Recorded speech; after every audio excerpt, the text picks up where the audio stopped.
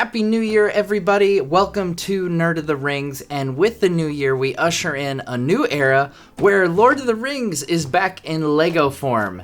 Now, I have to admit, Brickheadz are not my favorite thing as far as Lego go, but there are rumors that a giant Lord of the Rings Lego set is coming up later this year, so we'll talk about that a little bit at the end. But for right now, we're going to go ahead and build what is the first Lord of the Rings Lego sets in well over 10 years. And my favorite way to build Lego is with my kiddos, so today I brought Nerd Jr. on to help me build these new Lord of the Rings Lego sets. Alright, so which one should we start with first?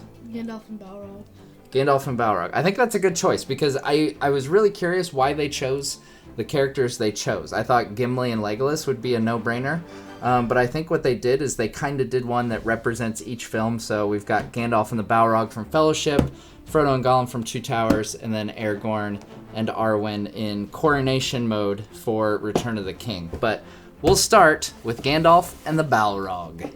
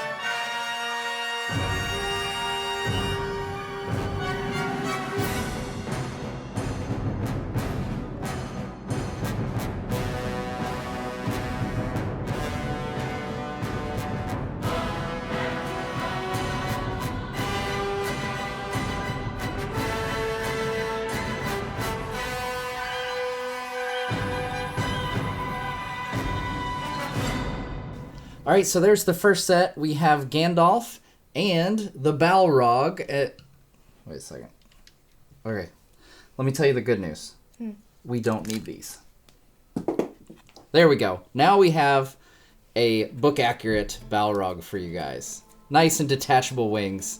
Wings of Shadow, we'll call them.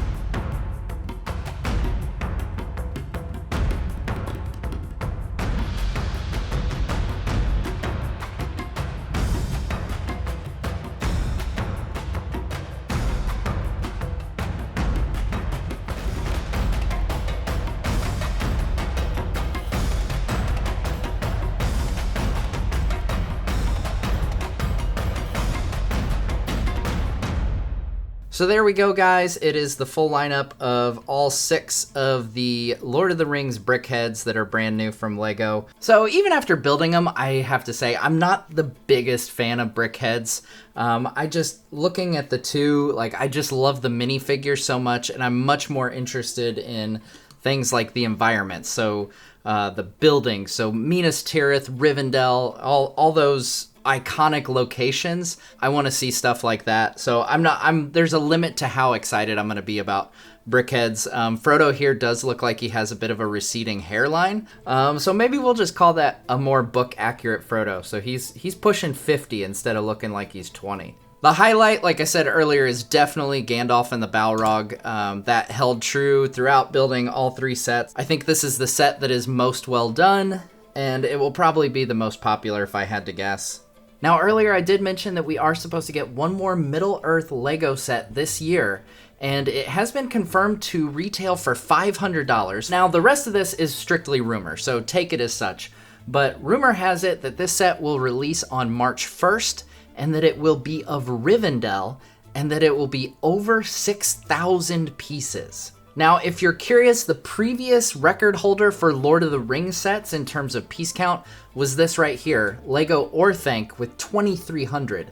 So we are talking well over double, nearly triple the amount of bricks that will be in whatever new set that LEGO has in store for us. Personally, I really hope that eventually down the road, if this does turn out to be Rivendell, that we get a Minas Tirith. That has been at the top of my wish list for LEGO Lord of the Rings sets for a long time, in part because there are a lot of great Return of the King characters that we never got in LEGO form, like Faramir, and specifically the Witch King is one that I would absolutely love to see.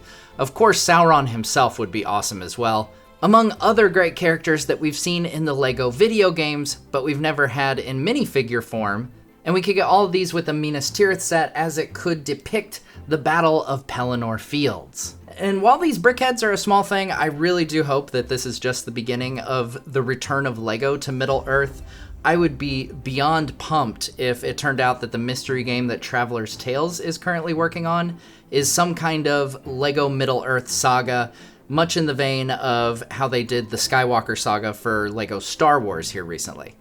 I still maintain to this day that LEGO Lord of the Rings is the height, the pinnacle of LEGO gaming, and it would be awesome to see them revisit Middle-earth and make it an even more expansive open-world LEGO game. Well, let me know in the comments which of these is your favorite, and which, if any of these, are you going to be picking up for yourself? Or are you going to be saving all your cash for that massive $500 set that's coming later this year? Let me know in the comments. Now, if you're not quite done with your LEGO Lord of the Rings fix for today, you can always go to our secondary channel and you'll find Nerd Jr. and I building things like LEGO Helm's Deep and other fun LEGO projects. So check it out, and we'll see you next time here on Nerd of the Rings. Now, we don't need these. This is for comedic effect. How far could it have gone? Alright, so what do you think of these sets? Out of all these, which one's your favorite? I say the Frodo and Gollum. Yeah? Because I've just overall liked Gollum, how he's like kind of two-sided character. Yes, precious.